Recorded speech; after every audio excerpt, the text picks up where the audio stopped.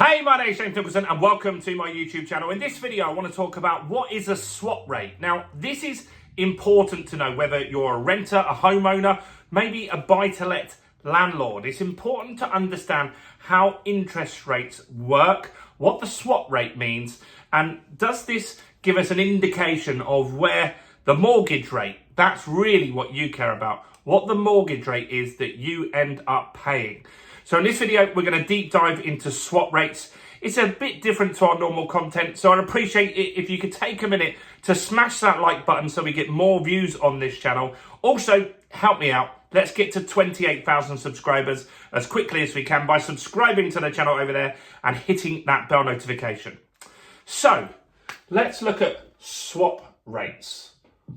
What exactly is a swap rate?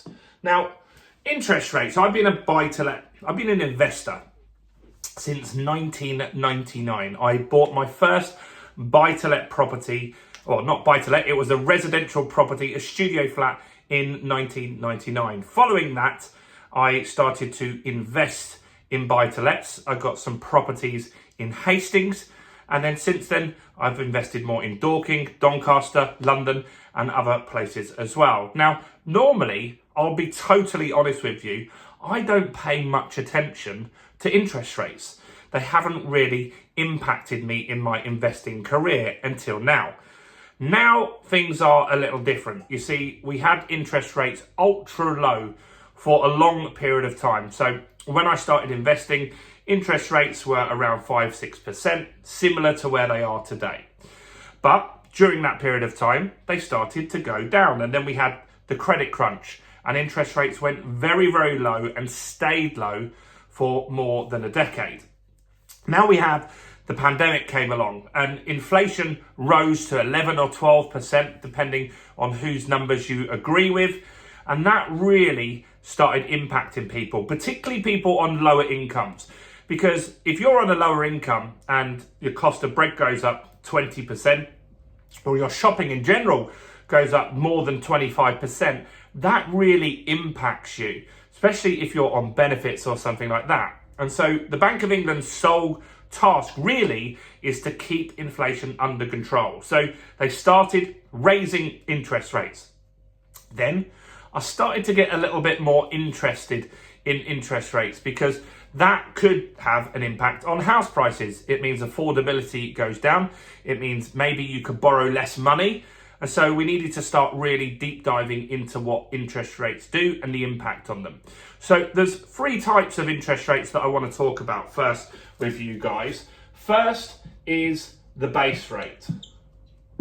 The base rate. So this is set at the Bank of England.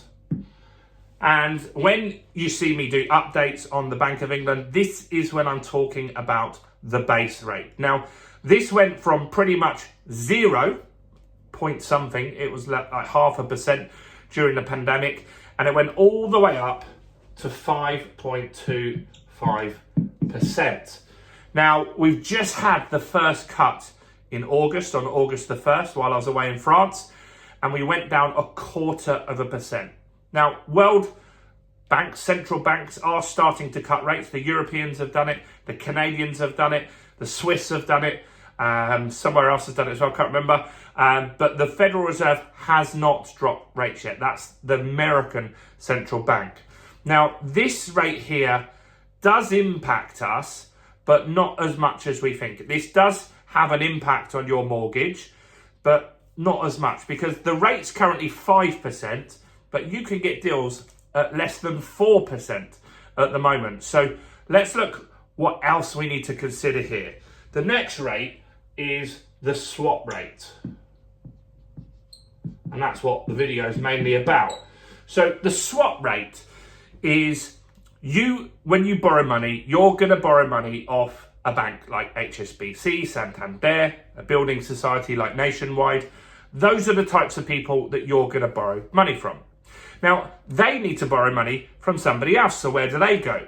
Well, they go to the likes of JP Morgan, big banks, big institutional banks, and they lend HSBC money on a rate that's called the swap rate. And they kind of swap the deals. And so what we need to consider here is, what is the swap rate? Because the swap rate ultimately dictates what you end up paying. And right now the swap rate is around 4-ish%. It changes all the time. It changes more frequently than the base rate. And this is the level that banks can borrow at. Now, the swap rate is a prediction or an indication of where they feel the base rate is going to end up, right? So it's under 4% at the moment, just under 4%. And that means that banks can borrow money. Then when they put their fees on top, they might even match the swap rate with the rate that they give you, but they make their money with the fees, right? So that's one way that they're making money. So the swap rate is an indication on where we're going to end up with interest rates. So right now, the prediction is that it's under 4%, meaning they feel the Bank of England will get to that sort of point at some point in the next 12 months or so. Now, does this matter to you? Well, what the next rate you need to look at is your mortgage rate. So your mortgage company, let's just say HSBC, NatWest, somebody like this, they are borrowing from the bigger banks, JP Morgan, and the rate that they borrow at is called the swap rate. So what we need to keep an eye on is where the swap rate sits, because if you see in the news that that's dropping, that's an indication that mortgage rates are likely to drop at some point. Now, at the end of December in 2023, the market went really quiet. And so the Bank of England was sitting at 5.25%, and they weren't moving because inflation, their job was to quash inflation, to squash it, to eradicate it, get it down to that 2% target. So JP Morgan, who control these rates, or these bigger banks, they needed to get the market stimulated. So they cut this swap rate. Then that meant that they're huge banks still anyway, but HSBC, NatWest were able to go to these guys and say, hey, can we have some more money, please? Can we borrow some money off you? And JP Morgan would say, yes, you can. And it's actually cheaper at the moment. And if you pass that on to your customers, maybe we'll all get a little bit busier at the moment. We'll get the market activity up and the transactions up. And that's what happened. And in January, February, and March, the market got really, really busy. Then these guys decided to put their rate up, the mortgage rate, and that slowed the market down. Right now, in August, with the expectation that this rate was going to drop, the base rate was going to drop, JP Morgan looked at the data and said, I believe the Bank of England's going to drop, so I'm going to drop my swap rate. They dropped it a little bit, and that has given banks a little bit more margin now, and that's why we've got another price war. Transactions are down again. It's quieter in the market, but because the swap rate dropped around the same time as the Bank of England dropping, that's why you're getting cheaper mortgages. It's not necessarily what happens here. So the base rate, as an example, didn't drop in December. It didn't drop last December. It stayed at 5.25%.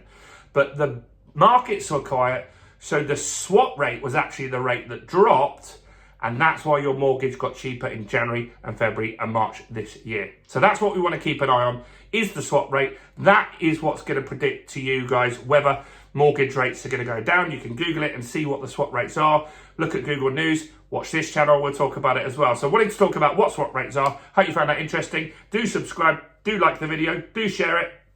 Do comment below. And do check out all the other content on my channel, including this video right here.